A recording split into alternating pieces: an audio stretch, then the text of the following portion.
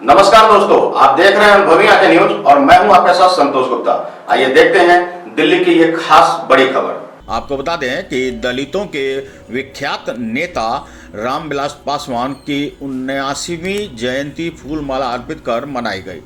देश भर में राष्ट्रीय लोक जनशक्ति पार्टी के जननायक श्री रामविलास पासवान की जयंती मनाई गई, तो वहीं दिल्ली के राष्ट्रीय कार्यालय राष्ट्रीय लोक जनशक्ति पार्टी की इकाई जनशक्ति मजदूर सभा के द्वारा भी स्वर्गीय रामविलास पासवान जी की 79वीं जयंती मनाई गई। स्वर्गीय रामविलास पासवान की जयंती पर जनशक्ति मजदूर सभा के अध्यक्ष सुभाष बिहारी के साथ जनशक्ति मजदूर सभा के सभी पदाधिकारी और कार्यकर्ताओं ने मिलकर स्वर्गीय रामविलास पासवान जी की फोटो पर पुष्प चढ़ाकर उनको नमन किया। आज हमारे बिहार में बहुत ही भव्य और विशाल रूप से हमारे नेता का जयंती मना रहे हैं, और सिर्फ हम अपनी पार्टी के लोग ही नहीं मनाते हैं, पूरे देश के, चाहे वो किसी भी संगठन से हो, किसी भी राजनीतिक पार्टी से हो, तमाम राजनीतिक पार्टी भी हमारे नेता को आज याद कर रहे हैं, उनके आदर्श को याद कर रहे हैं, उनके सिद्धांतों को याद कर रहे हैं और संकल्प ले रहे हैं कि रामविलास पासवान जी के पद चिन्हों पर चले। हम लोग उनके अगुवाई के लोग हैं। हम लोगों ने भी जितना हो सकता है अपने नेता के प्रति आस्था और विश्वास दिखाया है और भव्य कार्यक्रम को रखा है, जिसमें हमारी पार्टी की पूरी कार्यकर्ता अपने अपने जिला में, अपने अपने राज्य में भी इस कार्यक्रम को धूमधाम से मनाने का कार्य कर रहा है। कि हम लोग रामविलास पासवान जी के विचारक हैं, और रामविलास पासवान एक व्यक्ति का नाम नहीं, एक विचार का नाम है, एक क्रांति और एक आंदोलन का नाम है, जिसको पूरा देश मानने के लिए मजबूर है और जरूरी भी है। रामविलास पासवान जी के जैसे नेता न देश में पैदा हुआ है, न देश में पैदा होगा। रामविलास पासवान जी के पास अपने लोकसभा क्षेत्र हाजीपुर से वहां की सम्मानित जनता के द्वारा एक बार नहीं 2 बार गिनीज बुक में नाम दर्ज कराने का गौरव हासिल किया है, और सबसे लंबे समय तक 40 वर्ष तक केंद्रीय मंत्री के रूप में देश का और जनमानस का सेवा करने का गौरव हासिल है हमारे नेता के पास। 6 अलग अलग विचारधारा के प्रधानमंत्री के साथ अपने कार्य का परचम लहराने का गौरव हासिल है हमारे नेता के पास। तो हमारी मांग है कि ऐसे महान नेता जो देश में इकलौते रामविलास पासवान जी हैं, जिनके पास इतना सारा गौरव हासिल है, ऐसे महान नेता को भारत में मिलना चाहिए। साथ ही जनपद रोड का नाम रामविलास पासवान रोड के नाम से रखा जाए, यह हमारी मांग है।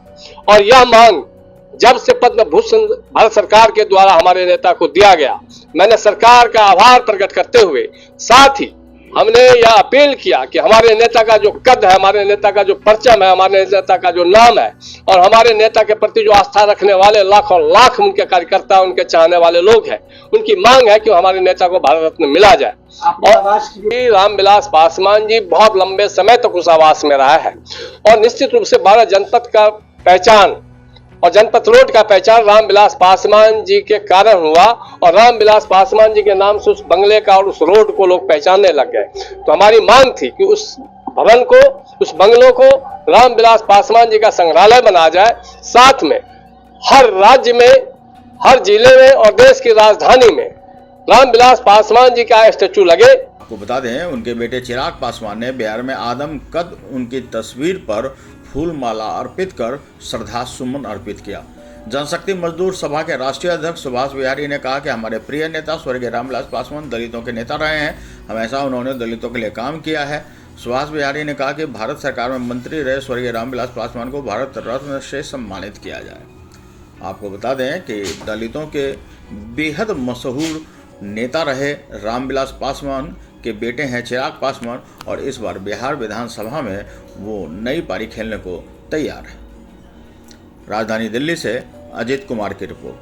तो आज के लिए इतना ही। हमारे साथ बने रहिए और देखते रहिए अनुभवी आंखें न्यूज, और पढ़ते रहिए अनुभवी आंखें अखबार।